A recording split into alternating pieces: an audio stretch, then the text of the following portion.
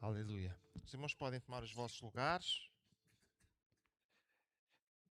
Obrigado à Juliana, que já colocou a projeção aqui em cima. Nós estamos estudando a carta aos Hebreus e apesar do frio que faz hoje no Algarve, nós vamos continuar a estudar a carta aos Hebreus, está bem?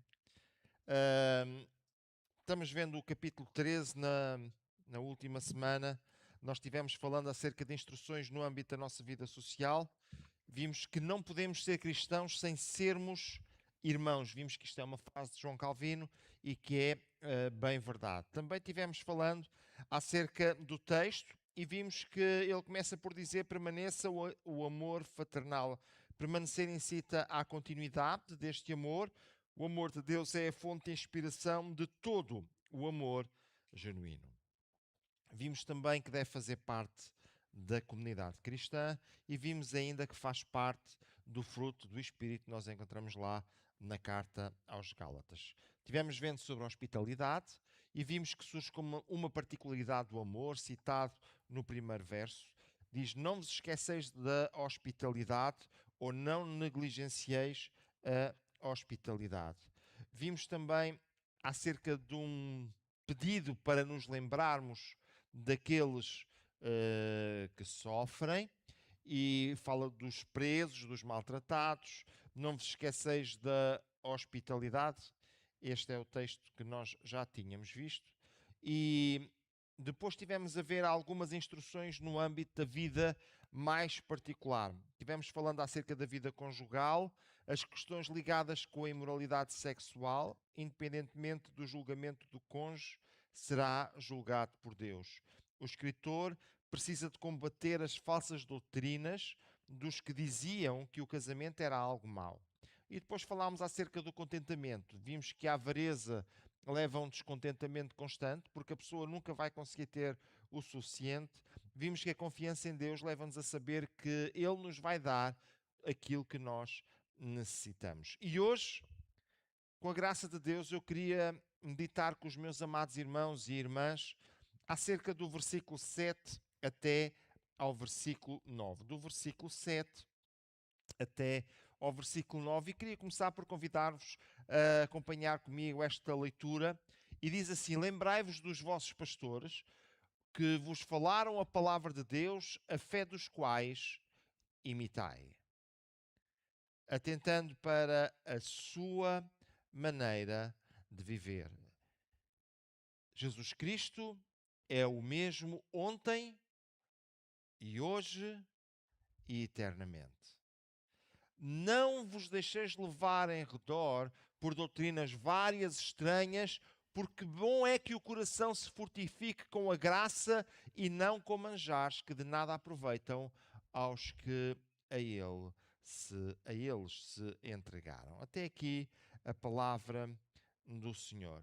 Então, meus amados irmãos, falando acerca de instruções no âmbito da nossa vivência prática do cristianismo.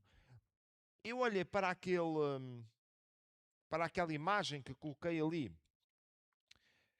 e eu tentei pensar em alguma coisa que nos levasse a algo prático, que nós precisamos de aprender pela prática. E, meus amados irmãos, Deus quer que nós aprendamos a viver em cada dia a vida cristã de acordo com aquilo que Ele quer. Então, nesta tarde ou nesta noite, nós iremos voltar a coisas práticas que os términos desta carta nos deixam. A expressão pastores, que aparece na carta aos Hebreus, no capítulo 13 e no verso 7, lembrai-vos dos vossos pastores. Esta expressão, ela pode ser traduzida de duas palavras do grego. Uma delas é a palavra poimen, e esta palavra é, por exemplo, a palavra usada em Efésios capítulo 4 e no versículo 11, onde diz que ele deu uns para e outros para e outros para e outros para pastores e doutores. A palavra pastores que aparece lá, no original tem lá a palavra poimen. Esta palavra, ela está muito ligada com a ideia do pastor de ovelhas, daquele que acompanha o rebanho. Depois temos uma outra palavra e é a que é usada aqui neste texto, e esta palavra é diferente, é a palavra egiomai, e está ligado com aquele que guia, com aquele que dirige, com aquele que lidera. Este termo é utilizado aqui neste texto aos hebreus. Leva-nos para um grupo mais abrangente do que apenas o grupo pastoral. Então, meus amados irmãos, temos aqui a questão do tempo. Jesus, ele é o sumo pastor e ele é diferente de todos os outros. Olha, nós nunca vamos encontrar ninguém à altura dele. Se vocês quiserem procurar, procurem. Vão cansar-se e vão chegar a esta conclusão. À altura de Jesus não vamos encontrar ninguém. Porquê? Primeiro, porque ele vive fora do tempo para sempre. Antes que alguma coisa existisse, e eu lembro que o tempo nada mais é do que o movimento. Noite, dia, noite, dia, noite, dia, noite, dia. Dividimos isso em bocadinhos e dá as horas. Dividimos em bocadinhos mais pequenos e dá os minutos. Pomos em bocadinhos maiores e temos as estações do ano. Então, Jesus vive fora do tempo para sempre. Porquê? Porque antes que o tempo existisse, ele já era. Antes que houvesse tempo, ele já existia e ele já estava no controle de todas as coisas. Quanto aos líderes, amados irmãos, uns ainda cá estão, outros já partiram e os que cá estão vão partir um dia.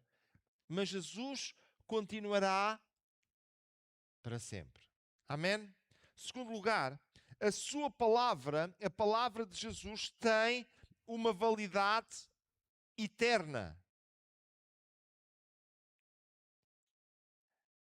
A sua palavra tem validade quando está alicerçada na palavra do Eterno. A diferença entre os líderes e Jesus é que Jesus, ele tem uma palavra que nunca vai passar. Passarão os céus e a terra, a palavra dele não vai passar. As palavras daqueles que lideram têm validade pela sua ligação ao propósito, ao plano de Deus, e não por eles próprios em si mesmos. O ensino de Jesus é infalível. O ensino dos líderes terrenos é o melhor que conseguem, o melhor que sabem, mas nunca se consegue igualar ao de Jesus.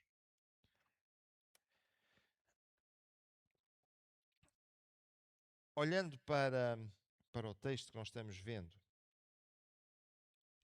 o desafio que é feito é para imitarmos a fé deles. Lembremos que o texto não era dividido em capítulos e versículos, era um texto só. Quem estava a ler a carta aos aos Hebreus, o que é que tinha na mente? A grande galeria que nós encontramos no capítulo 11 de todos aqueles heróis da fé. E agora o escritor, ele vai falar para os líderes atuais da igreja, ou para os líderes daquele tempo da igreja, e ele diz: a fé dos quais imitai. Surge aqui como uma forma de viver o cristianismo. Surge também como uma forma de confiar em Deus. Surge também como uma forma de seguir a Cristo.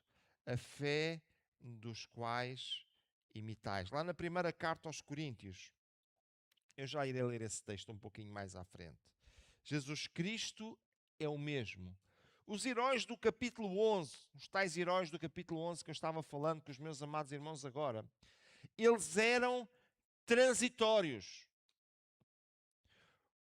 Tiveram o seu tempo. Fizeram o melhor que conseguiram e puderam. Os servos de Deus, do verso anterior, também são transitórios. Meus amados irmãos, tudo passa. E a verdade é que com os tempos há mudanças. E nós, precisamos de perceber isto. O nosso tempo vai passar. A palavra de Deus vai permanecer. Nós vamos passar, mas Jesus Cristo vai permanecer. O nosso tempo vai acabar. Vamos ter pulmões, mas eles vão deixar de respirar. Mas Jesus vai continuar. E nós precisamos ter isto bem alicerçado nas nossas mentes. Veja, os servos de Deus do verso anterior eram transitórios, mas Jesus Cristo é o mesmo ontem, hoje e eternamente. Ele vai continuar a ser sempre o mesmo. Então, meus amados irmãos, nós precisamos de imitar aqueles que imitam a Cristo. Esses estão de certeza certos. Veja o texto que eu ia citar há bocadinho, disse que citava mais à frente na primeira carta aos Coríntios, no capítulo 11. Sede meus. Porquê é que Paulo dizia sede meus imitadores? O que é que ele tinha de tão especial? É porque ele procurava imitar a Cristo. Nós precisamos de imitar aqueles que procuram imitar a Cristo. E, amados irmãos, prover a Deus que esse seja o mote da nossa vida. Procurar imitar a Cristo. No capítulo do exemplo, lá no capítulo 11, e eu queria voltar lá. Para ser um bom exemplo, o que é eterno é que tem valor.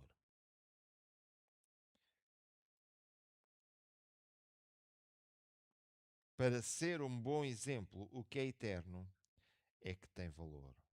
O exemplo tem valor dependendo da sua ligação com a eternidade. A força do exemplo está na força da visão que vai para além daquilo que os nossos olhos podem e conseguem ver. E eu pedia que viesseis comigo novamente lá em Hebreus no capítulo 11. E eu selecionei aqui alguns exemplos que eu gostava de ver convosco. E o primeiro exemplo é que o escritor começa por definir o que é a fé. E veja, a fé é definida por alguma coisa que não se vê. Veja lá, capítulo 11, versículo 1 e 2. A fé é o firme fundamento das coisas que se esperam e a prova das coisas que não se vê. Nós citamos isto e dizemos, pronto, temos aqui a definição da fé. Mas o texto não termina aqui. Porque o texto faz-nos um desafio. Porque por ela, pela fé, essa tal prova das coisas que se esperam, isso que não se vê, por ela, os antigos alcançaram testemunho. Meus amados irmãos, quantas vezes o nosso problema é que nós não vemos. O nosso problema é que nós estamos à espera de ver qualquer coisa. O nosso problema é que nós estamos à espera de encontrar qualquer coisa.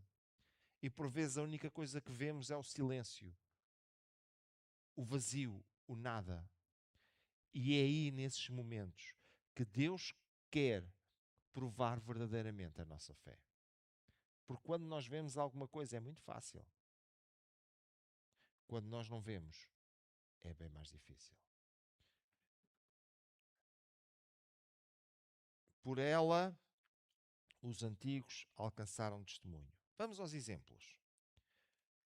Noé, pela fé, divinamente avisado. Veja, Noé não viu nada. Só foi avisado por Deus. E ele teve que fazer tudo sem ver nada. Nunca viu chover, nunca tinha visto chover. E agora Deus diz, o céu vai abrir e vai sair tanta água que só vais conseguir sair daqui de barco. Isto não cabia, não fazia sentido. Mas pela fé Noé divinamente avisado das coisas que ainda não se viam. Temeu e para a salvação da sua família preparou a arca, pela qual condenou o mundo e foi feito herdeiro da justiça, que é segundo a fé. Amados irmãos, o que nós vemos aqui é que Noé acreditou em alguma coisa estranha. Até parecia que não tinha muito sentido, mas Noé colocou lá a sua fé. Noé colocou lá a sua confiança. Amados irmãos, às vezes nós precisamos de acreditar em coisas que nós nunca vimos, mas que Deus quer que nós coloquemos a nossa confiança para podermos avançar. Olha, mas trouxe um outro exemplo que encontramos lá na carta aos Hebreus e que nesta noite ainda gostava de ver com os meus amados irmãos e irmãs, lá no versículo 14 até ao versículo 16. Diz: porque os que isso dizem claramente mostram os que buscam uma pátria. E se na verdade se lembrassem daquela de onde haviam saído, teriam a oportunidade de tornar. Mas agora desejam uma melhor, isto é, a celestial.